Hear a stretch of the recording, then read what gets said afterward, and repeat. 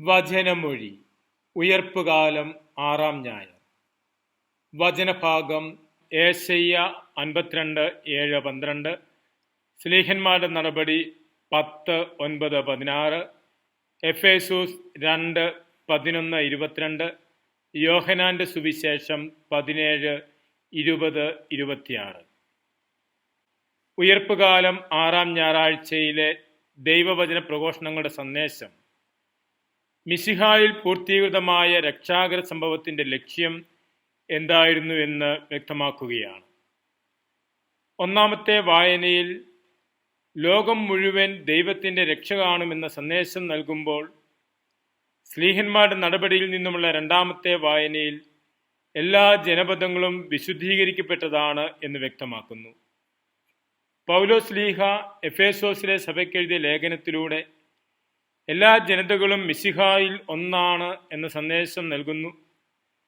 എല്ലാവരും ഒന്നായി മാറുക എന്നതാണ് മിശിഹായുടെ കുരിശിലെ ബലിയർപ്പണത്തിന്റെ ലക്ഷ്യമെന്ന് വിടവാങ്ങൽ പ്രഭാഷണത്തിന് ശേഷം ഈശോ നടത്തുന്ന പ്രാർത്ഥനയിലൂടെ വ്യക്തമാക്കുന്നതാണ് ഇന്നത്തെ സുവിശേഷ ഭാഗം. യോഹന്നാന്റെ സുവിശേഷം 17-ാം അധ്യായത്തിൽ നിന്നുമുള്ള യോഹന്നാന്റെ സുവിശേഷം 17-ാം അധ്യായത്തിൽ ഈശോയുടെ പുരോഹിത പ്രാർത്ഥന എന്നറിയപ്പെടുന്ന പ്രാർത്ഥനയിൽ നിന്നുമുള്ളതാണ് ഇന്നത്തെ സുവിശേഷ ഭാഗം. പഴയ നിയമത്തിൽ ലേവ്യരുടെ പുസ്തകം 16-ാം അധ്യായത്തിൽ പുരോഹിതൻ പാപപരിഹാര ബലിക്ക് മുൻപായി തനിക്ക് വേണ്ടിയും മറ്റ് പുരോഹിതന്മാർക്ക് വേണ്ടിയും വിശ്വാസ സമൂഹത്തിനു വേണ്ടിയും ക്രമമായി പ്രാർത്ഥിക്കുന്നുണ്ട്.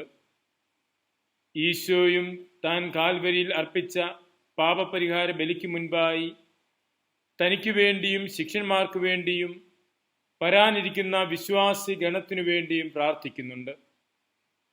ഇന്ന് സുവിശേഷത്തിൽ നിന്ന് ശ്രവിക്കുന്നത് വിശ്വാസി ഗണത്തിനു വേണ്ടിയുള്ള പ്രാർത്ഥനയാണ്. അവർ എല്ലാവരും ഒന്നായിരിക്കുന്നതിനു വേണ്ടിയാണ് പ്രാർത്ഥിക്കുന്നത്.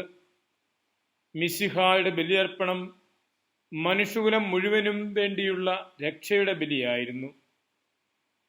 എല്ലാ മനുഷ്യരും അവിടുത്തെ ബലിയാൽ രക്ഷിക്കപ്പെട്ട് ആ രക്ഷയുടെ അനുഭവത്തിലേക്ക് വന്ന് ഒന്നായിരിക്കണമെന്നാണ് അവിടുന്ന് ആഗ്രഹിക്കുന്നത്.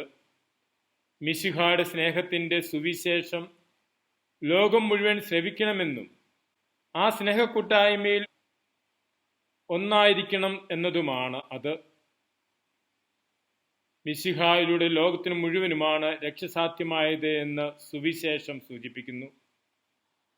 ലോകം മുഴുവൻ ദർശിക്കുവാനിരിക്കുന്ന രക്ഷയെക്കുറിച്ചാണ് ഏശയ്യാ പ്രവാചകന്റെ പുസ്തകം 52-ാം അധ്യായത്തിൽ നിന്നുമുള്ള ആദ്യ പ്രഘോഷണത്തിന്റെ സന്ദേശം.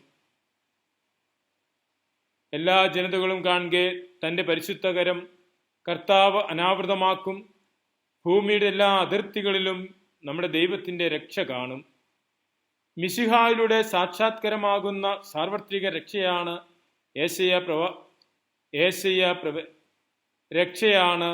ഏശയ്യ പ്രവചിക്കുന്നത്. ശ്ലീഹന്മാരുടെ നടപടിയിൽ നിന്നുമുള്ള രണ്ടാമത്തെ പ്രഘോഷണത്തിൽ ശ്രവിക്കുന്നത് പത്രോസ് ശ്ലീഹായ്ക്കുണ്ടായ ശ്ലീഹന്മാരുടെ നടപടിയിൽ നിന്നുമുള്ള രണ്ടാമത്തെ വായനയിൽ ശ്രവിക്കുന്നത് പത്രോസ് ശ്ലീഹായ്ക്കുണ്ടായ ദർശനമാണ്. എല്ലാത്തരം നാൽക്കാലികളുമടങ്ങിയ ഒരു വിരിപ്പ് ആകാശത്ത് നിന്ന് ഇറങ്ങി വരുന്നു. അവയെല്ലാം കൊന്നു തിന്നുക എന്ന ഒരു സ്വരമുണ്ടായി.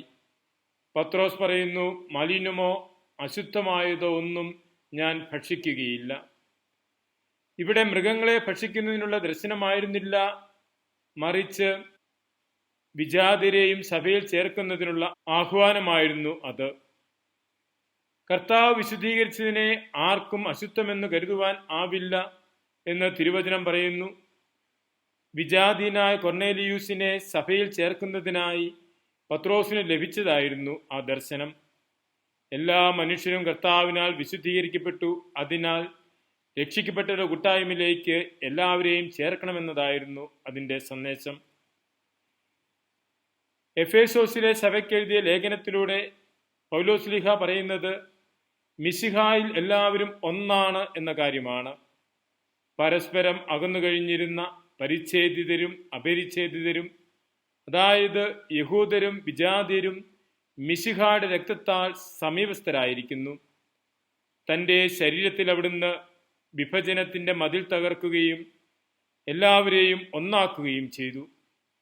ഈശോ മിശിഹായിലൂടെ യഹൂദർക്കും വിജാതിയർക്കും പിതാവിൻ്റെ പക്കലേക്ക് പ്രവേശനമുണ്ട്.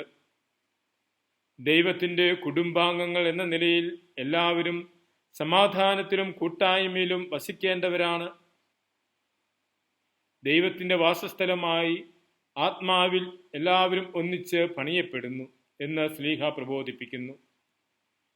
മിശിഹായാകുന്ന മൂലക്കല്ലിൽ ശ്ലീഹന്മാരായ അടിത്തറമേൽ പണിയപ്പെട്ട സഭയിൽ എല്ലാവർക്കും പ്രവേശനമുണ്ട്. പിതാവിൻ്റെ സന്നിധിയിലേക്കുള്ള എല്ലാ ജനതകളുടെയും പ്രവേശനത്തിൻ്റെ പ്രതിരൂപമാണ് സഭയിലേക്കുള്ള എല്ലാ ജനതകളുടെയും പ്രവേശനം. മിശിഹായിലൂടെ എല്ലാ ജനപദങ്ങൾക്കും രക്ഷ സാധ്യമായി എന്ന് ശ്ലീഹ പഠിപ്പിക്കുന്നു. ഉയർപ്പിൻ്റെ സന്ദേശം സകല ജനതകൾക്കും വേണ്ടിയുള്ള രക്ഷയുടെ സന്ദേശമാണ്, പ്രത്യാശയുടെ സന്ദേശമാണ്. ആ സന്ദേശത്തിൽ ആഴപ്പെടുവാനുള്ള ആഹ്വാനമാണ് തിരുവചനം ഇന്ന് നമുക്ക് നൽകുന്നത്. അതുകൊണ്ടാണ് ഉത്ഥിതനായ മിശിഹ സകല ജനപദങ്ങളോടും സുവിശേഷം പ്രസംഗിക്കാൻ ശിഷ്യന്മാരെ അയക്കുന്നതും ലോകാവസാനം വരെയും എക്കാലവും അവരോടുകൂടി ഉണ്ടായിരിക്കുമെന്ന് വാഗ്ദാനം ചെയ്തതും. മിശിഹ നൽകുന്ന സാർവത്രിക രക്ഷയുടെ സുവിശേഷമാകുവാൻ നമുക്കും പരിശ്രമിക്കാം. അതിനായി ദൈവകൃപ പ്രാർത്ഥിക്കാം. മിശിഹ നമ്മെ അനുഗ്രഹിക്കട്ടെ. ആമേൻ.